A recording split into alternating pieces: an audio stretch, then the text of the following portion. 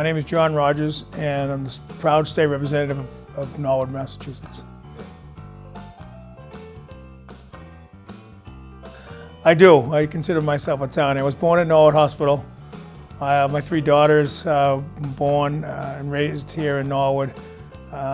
Went to Norwood Public Schools, some private schools, St. Catherine's. Went to the Shattuck School as a kindergartner. Went to the Junior High North, the old Junior High North up on Prospect Street. And I've lived here all my life. I've been all over the country, but Norwood is a great town, and Norwood is a town everyone comes back to, as you know, and everyone loves. So, lived here in Norwood all my life, and proud to be raising three daughters here. And I probably will spend the rest of my life here in Norwood.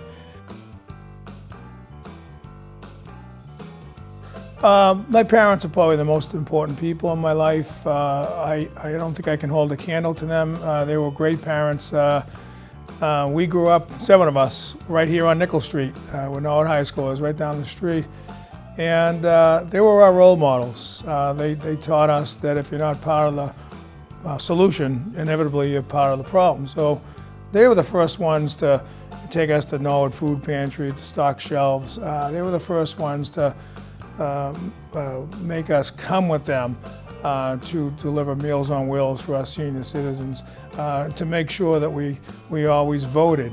And they inculcated us the values that others seem struggle to learn, and that is that the American right to vote is also an American duty. And they took us to Highland Cemetery, they took us to Memorial Day events, and they taught us that it is a duty because so many veterans have paid the ultimate sacrifice for our right to vote. And therefore, in that regard, I've never missed an opportunity to vote since I was 18 years old. And many times I was away. I went to school, law school in Ireland, and my parents sent me an absentee ballot. My first year at Brandeis University, I voted absentee. So I'm proud to say I've never missed a vote. And so they were our best teachers, and I struggle each day to be half the parents that they were to me, that I can be or should be to my own 3 daughters here in Norwood. Favorite spots around town, everywhere around town is great. St. Catherine's Church, I'll start with that. I mean, I was baptized there, and I go to Mass there, try to go at least once a week, if not twice a week. I go once a week, and it's just, that's where it all began. Norwood Library, I loved, it was my home away from home growing up, just walking down Winter Street, going to Norwood Library. The old cemetery where Aaron Giles, who's on our town seal, like to go in there at least once a year and look at all those who sacrificed and to make our country free, and to go up to Highland Cemetery, remember those who died before us and sacrificed so much or left our lives too early. So places around town. There's so many great restaurants in Norwood where you just see the best people in Norwood, and going downtown. We've been trying to revitalize in the downtown with the Public Works Economic Development grants that I was able to be lucky enough to obtain over the years, to fix up the downtown, to put in the periodic light fixtures, the benches, the brick accented sidewalks, the clocks, the Welcome to Norwood signs, to get a beer and wine license for Norwood Theatre, to reinvigorate the community so that it is probably, undoubtedly, the best downtown in the whole Commonwealth. And so that's one of my favorite places to go, just to be with the people of Norwood. Role models probably in history. Loved JFK, loved Harry Truman. Going back earlier, John Adams was a favorite of mine. John Adams was not only our first vice president, but he was our second president. He was our first president from Massachusetts. He wrote the Massachusetts Constitution right here in this very county back in 1780. And he writes in the preamble to this Constitution that preceded the United States Constitution, upon which was the basis of the United States Constitution. And he wrote the very first words of American freedom. He wrote the end of the institution of government is to secure the body politic and to furnish those individuals who compose it with the power of enjoying in safety and in tranquility their natural rights and the blessings of life. So he talks about the purpose of government right out of the bat. Why do we have government? And it's because we turned the monarchy on its head and said the people are in charge. And the purpose for governmental officials, and I'm lucky to be their state representative because I represent the most precious commodity in this country, in this world, and that is people. Those are my bosses. In my daily job, the purpose of government, I don't work for state government. I work for the people of Norwood and Walpole. And my job daily is to make sure that I'm doing all I can to empower them so that these citizens that live here in Norwood, these families that live here in Norwood, enjoy in safety and in tranquility their natural rights and the blessings of life. When I'm not working, when I'm not being a full-time rep, I find the time to try to practice law downtown Boston, but to get home as quickly as possible to my three girls, Abby, Kate, and Lindsay, and to my lovely bride, Brenda. I spend a lot of time out of the home, but I also have a garden, a tomato garden. I'm a humble farmer. Trying to feed a family off the garden isn't an easy thing. But I also started what I call a literary society. It's a book club, but we actually want it to sound smarter than we actually are. And we've read more than 100 novels since we started it. And it's a bunch of Norwood guys, and it's a lot of fun to reread the classics or to read them for the first time. But many times to reread the classics and have a greater understanding and appreciation of these great masters of literature.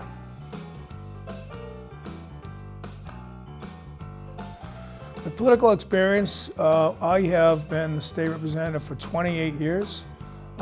In that time, I have been the chairman of the Judiciary Committee, the chairman of the Taxation Committee, the chairman of the House Ways and Means Committee, and the House Majority Leader.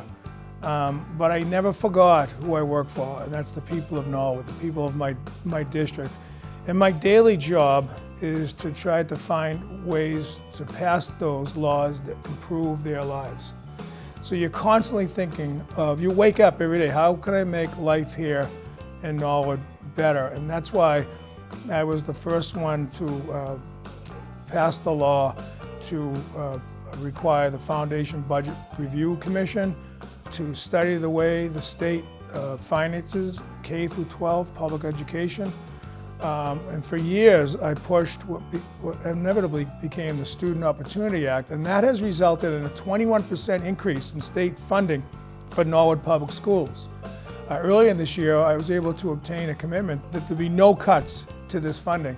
So that's $2.8 million more for Norwood Public Schools, K through 12, than we had this time last year.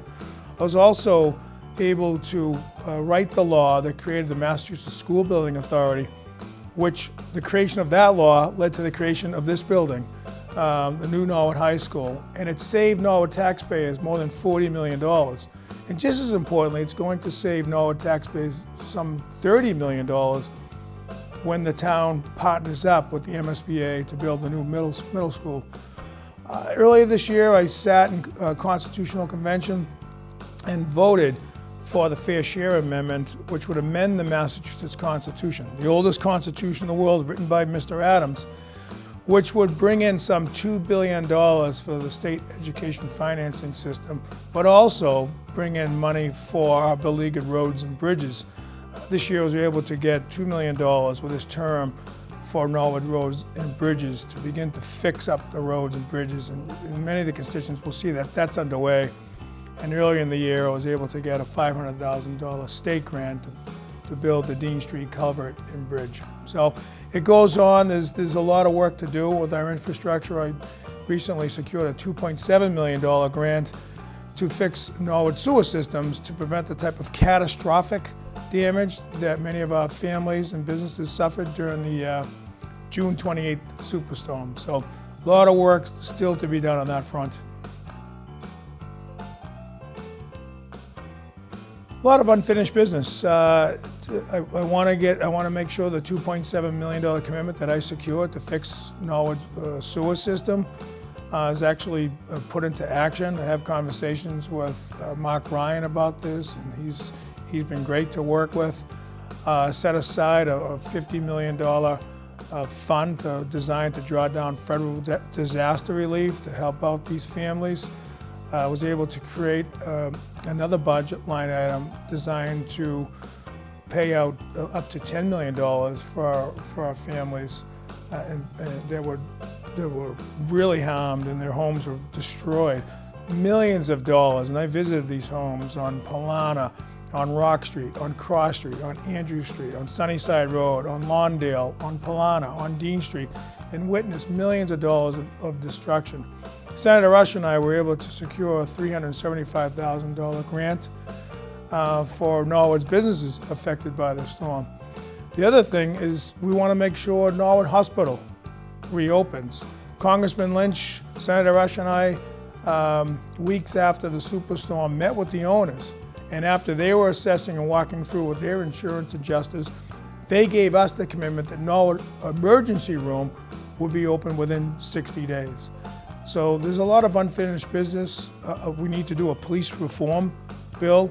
I voted against the first version because in its effort to protect the civil rights of all, it didn't protect the civil rights of all those who protect us, police officers, taking away their qualified immunity, which harms them, their profession, and their families.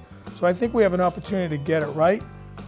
We also need to pass a climate resiliency act that's still pending before the legislature, and I'm hopeful that we'll do so either before the end of this year or the beginning of next year. Future goal is to make sure that the state, the Student Opportunity Act is fully implemented so that we're fully reimbursing school districts on charter school reimbursement.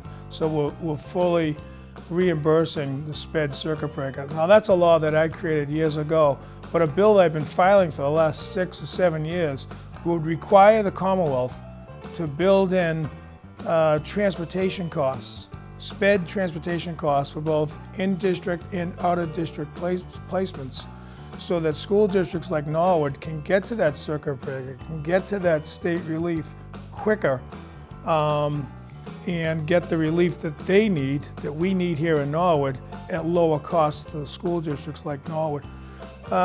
You know, we need to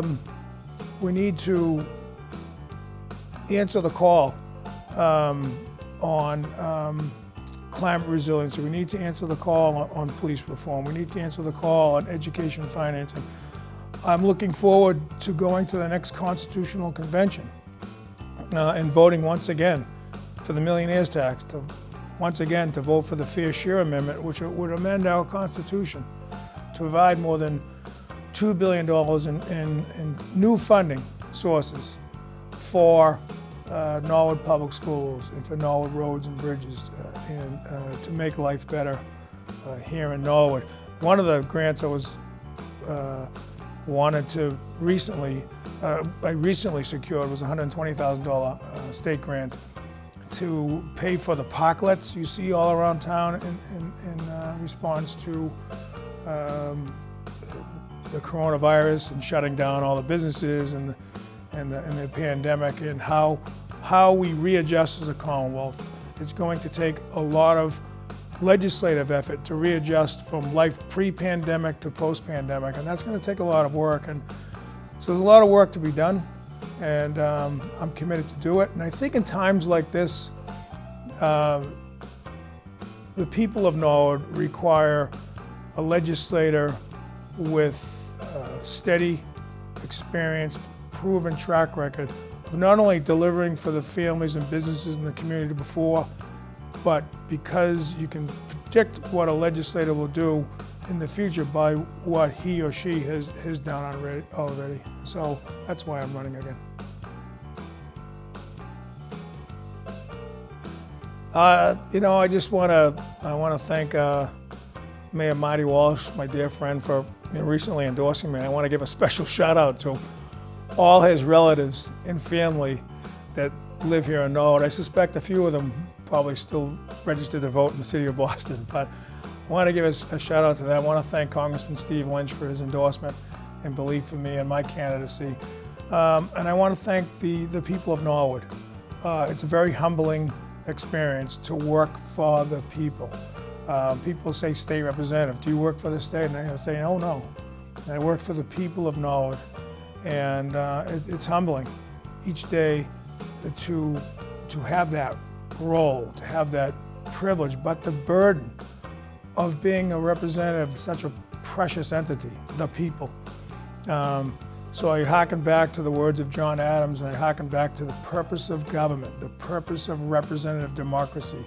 And it's something that I wear on my sleeve. It dwells within my heart, my body, my mind, my soul. Each day, how can I make life here better for the citizens, for the people of Norwood? I'm up to the task. I'm a Norwood resident too, a proud lifelong resident, and I have a vested interest too, raising 3 daughters. So I'm proud of the people of Norwood. I'll continue to fight for the people of Norwood, and I just want to give a special shout out to one of my favorite constituents, my wife Brenda, for putting up with the long hours and the many days away from the home. So thank you for this opportunity to speak with you, Michael, and also I want to thank, most importantly, the people of Norwood.